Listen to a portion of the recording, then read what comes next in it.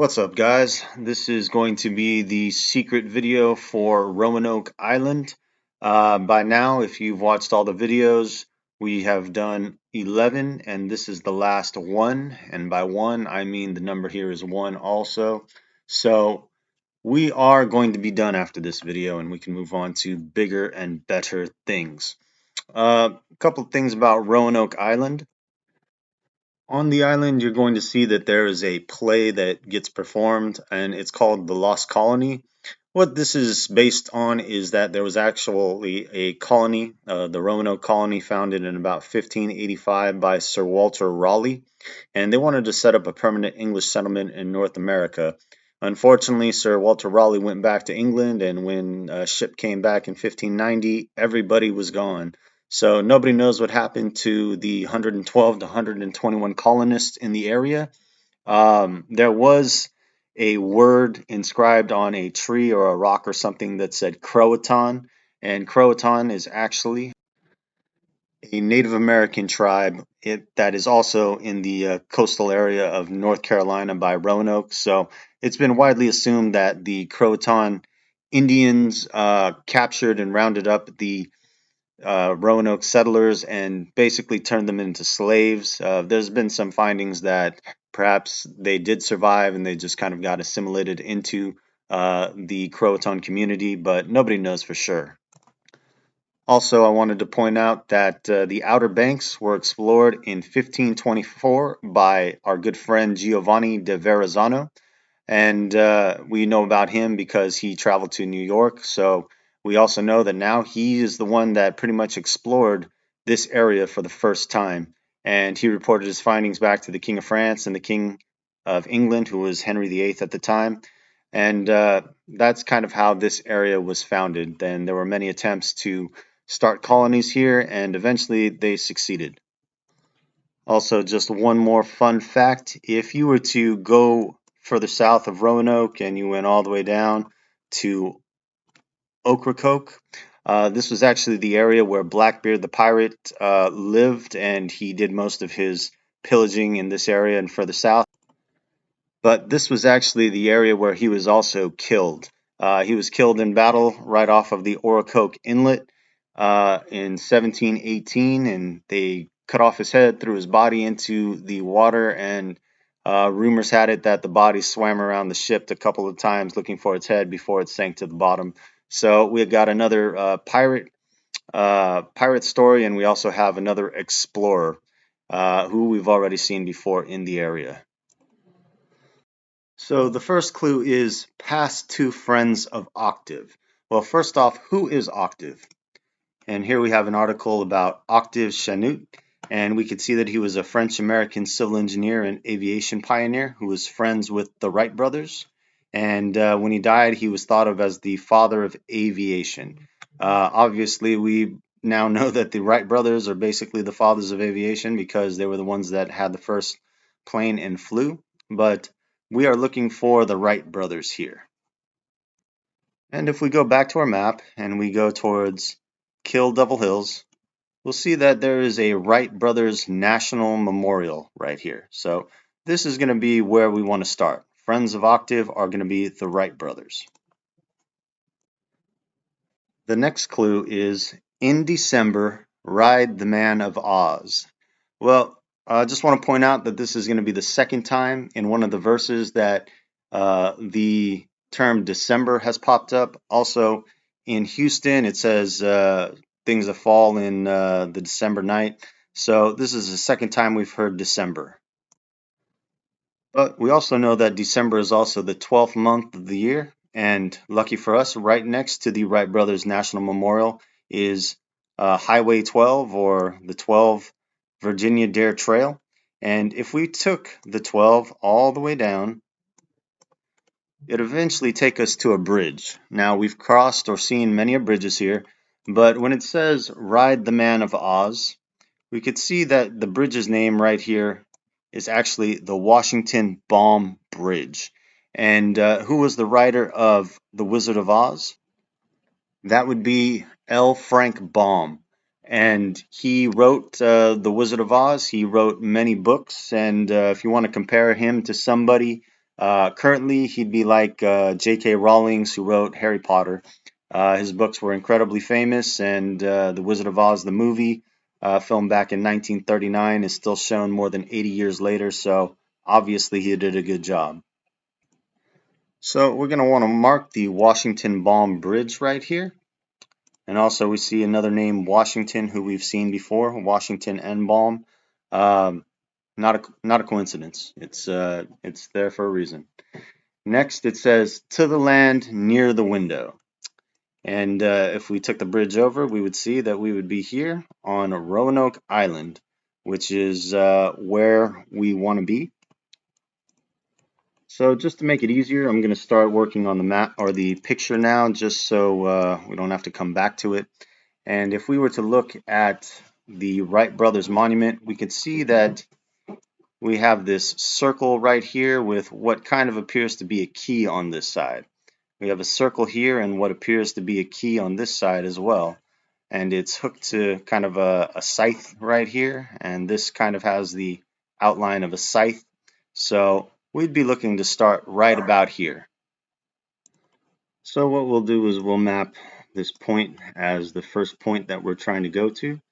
And if we want to take the 12, if you look at this kind of outline, this is kind of what the arms are supposed to represent right here. If this is where the Wright Brothers National Memorial is, and we could see what looks to be a key and also this circle with a scythe close to the end, we can assume that this is where we start. And if you can see the shading of the shadow across the arms, that's going to be our Highway 12 right there. And how do we know that? Well, because if we go a little further down, we're going to hit Nag's Head. And if you look at the head of the armor, it looks like a horse's head. What's another name for a horse? A nag. So we'd be going this way, passing Nag's Head, then going further down till we get to the 12, and then we would take the bridge to Roanoke Island. And if you look at the picture right here, we have something that kind of appears to be very similar to Roanoke Island right there. So if we were to go up until about this point, we could see that there's a little bit of a wire hanging down right here, which is holding on to absolutely nothing except for the island. So we're going to be going to Roanoke Island right here. So we know that Roanoke Island is where we take the bridge to the land near the window. Well, this island is close to the window right here, so that's where we want to go. The next clue is there's a road that leads to dark forest. Well, we're going to have to look at our map again. And if you take the Washington Baum Bridge and then we go north, the forest that we're looking at is more associated with this area right here. This is kind of a darker area. You could say that it's kind of what looks to be this area right here.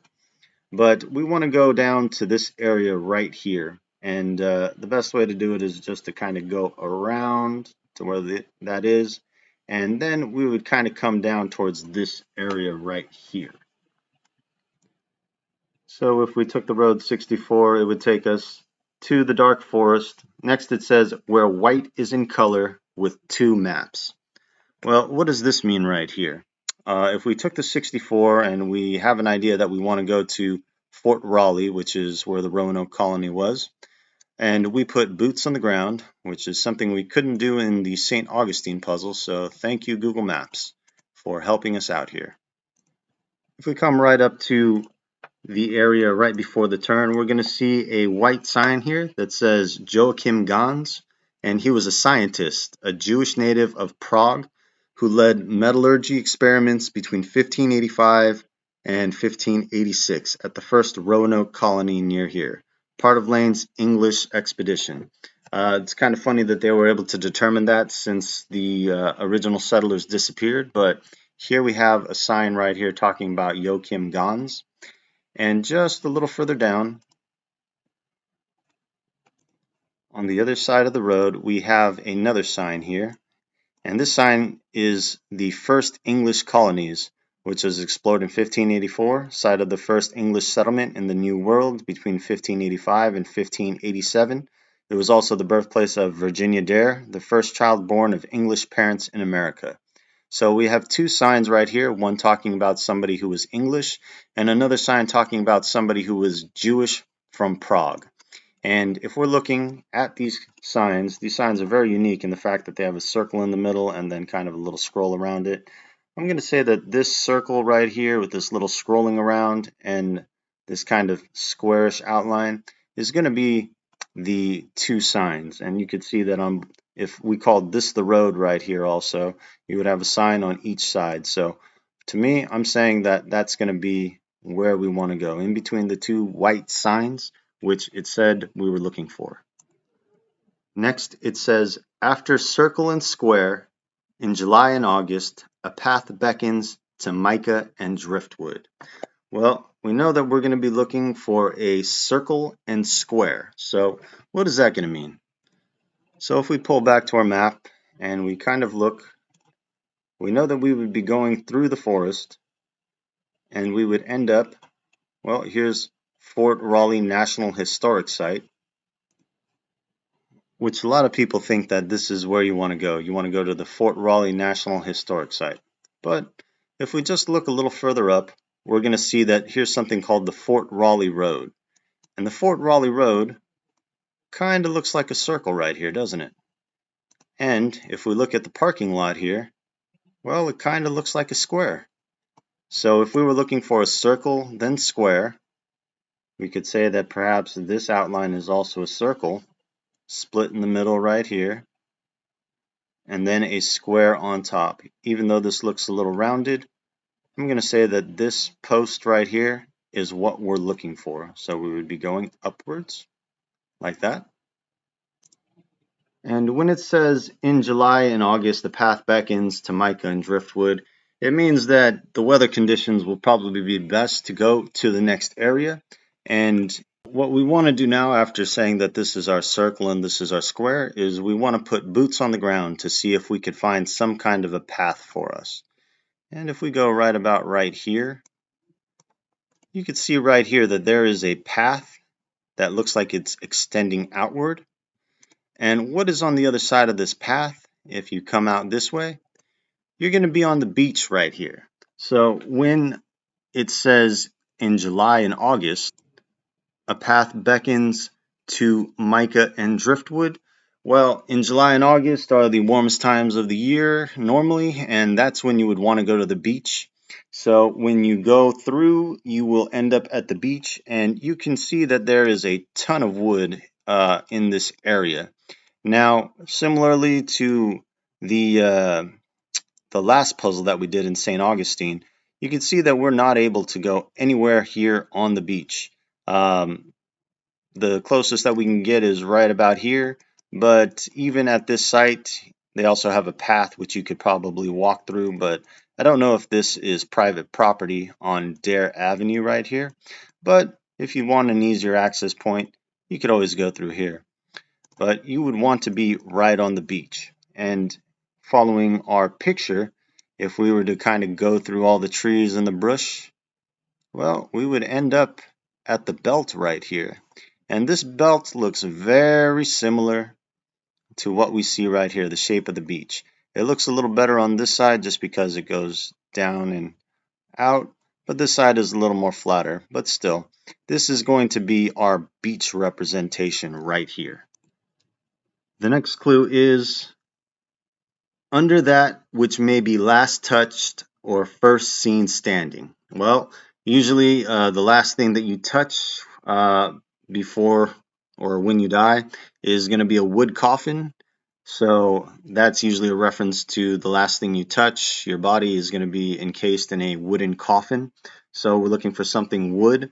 And then also when it says or first seen standing, the first time you see wood is when it's a tree and it's standing. So you're looking for a wood tree.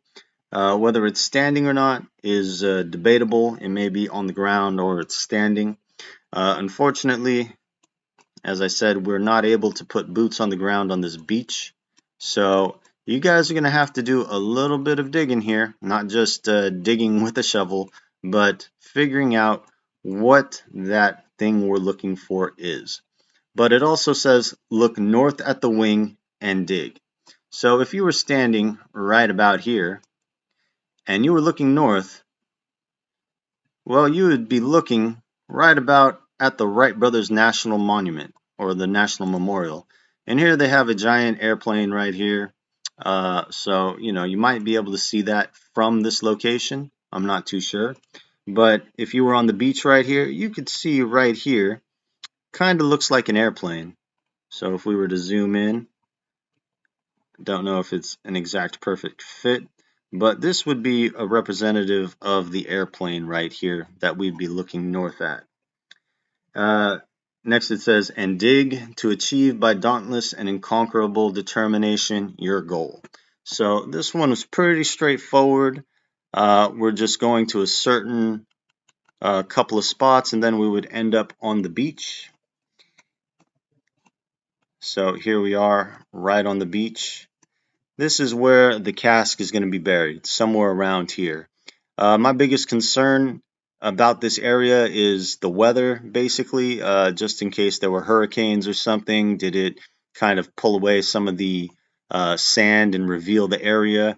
I know that here in Southern California, after we have really bad storms, a lot of sand just gets moved and just goes back into the water, and we lose a lot of sand that way. So I don't know if that's what happens during a hurricane out on the coast of North Carolina, but it's possible. Hopefully not. I remember reading that most of the casts were buried between 2 and 3 feet deep, but there was one that was buried a little deeper. If I had to assume a place that it would be buried deeper, it would be right here along the sandy coast in Roanoke Island right here. So when we're looking at our left side, we have something that looks odd and strange, I know, but this is supposed to be a 1. Let's see what we can do on an actual map if we try and make our number. So here we are on paint. We'll be starting by the Wright Brothers Memorial area, going down Highway 12, past Nags Head, all the way down to the Washington Bomb Bridge. We take the Washington Bomb Bridge over, go north along the road till it gets to the signs. Then we would go north over, and that's where it would take us. That's where our treasure should be buried. And unfortunately, this doesn't look like the best one, but this is supposed to be a 1 right here. We have every number except for 1 here. So perhaps if we zoomed out a little bit more and we extended our 1, maybe that would make it look a little better, because it doesn't say that we have to just uh, start at the Wright Brothers area. If we look on a map, we can zoom all the way down, and maybe we wanted to start at Kitty Hawk. So if we went from here all the way down over, that would give us a better point for a 1. Here it looks kind of short, but because it's short, it matches a little better. So yeah, that is what I believe the solution to be. We have a funny looking 1 here and another funny looking 1 here.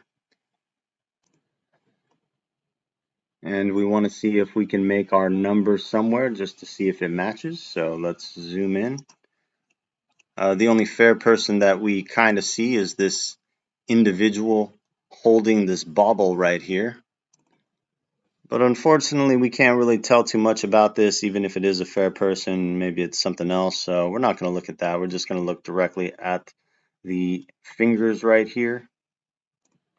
And looking at the finger here, we can kind of make this right there, which is opposite of what we've drawn into the pictures. So perhaps that might not be the best one to use. But if we went over to the other hand and we just used the outline of the finger here, that would kind of look a little better. Or we can go down and around like that, which might give us a little better of what we have on the board. But this is supposed to be a 1. So if we're looking at everything, we have this ugly looking 1, another 1, and something that looks like a 1 in the hand as well. So that's how we do the Roanoke puzzle. I can't tell you exactly where to dig on the beach, but just use the clues that we've talked about. Look for something that has the image of this iron metallic armor, and that's looking like a tree, which might be on the ground or it might be standing. But make sure you're looking north towards the plane, the Wright brothers plane. Dig, and you might have to dig between 3 and 4 foot deep. The sand might constantly shift, so using a ground penetrating radar might not work too well there unless you're more on the land area where the trees are, but you'd probably be somewhere on the beach. So I hope this helps. I hope you guys are able to find the treasure you're looking for. And now, after this video, we're going to be starting on the secret puzzles, which I know a lot of you don't believe in, but it's true. So we're going to be starting that. So I'll talk to you next time. Enjoy.